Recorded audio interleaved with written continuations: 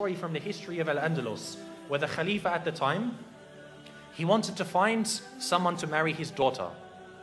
And the Khalifa, he doesn't just want, anyone to, it was his son. He didn't want just anyone to marry his son. You want to find the best girl available. So he made a proclamation in the city of Cordoba. He said, if there is a family who has a girl that's of the age that's ready for marriage, meaning maybe, 16, 20 years old, put a candle in your window tonight. And she's ready for marriage, and she has memorized the entire Quran. Put a candle in your window tonight. They said the entire city was lit up that night. The entire city was lit up because there were so many young girls who had memorized the Quran. So he said, Khair, my son can't marry that many women.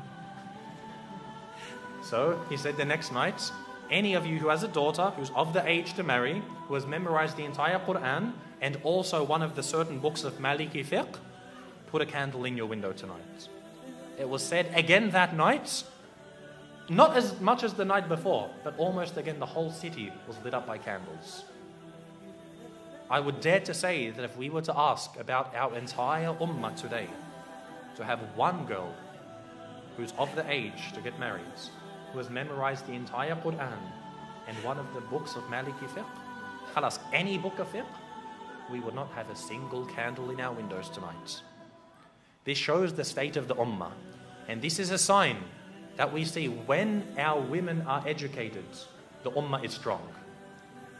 For the men to be educated, khalas, men are always going to be educated. They're always going to be needed. You're always going to need an imam. But the true test for the ummah is when the women are educated. You see today, most of our women, some parts of the world, the women can't even go into the masjids. They won't even have a space for them in the masjids, let alone educating them. You find, khalas, she knows how to cook and clean, perfect, mashallah, this is all we need. No, they must be educated. This is why Andalus, it was seen as a high time for the ummah to know about Islam. No, I'm not saying for her to go to university and study liberal arts and accounting. I'm talking about Islam.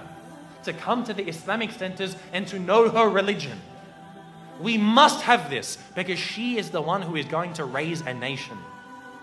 The husband, the father isn't there to raise the children. The mother is. If she doesn't know about her religion, what is she going to pass on? This shows how healthy we are. And the reality is, in ummah today, we are very sick.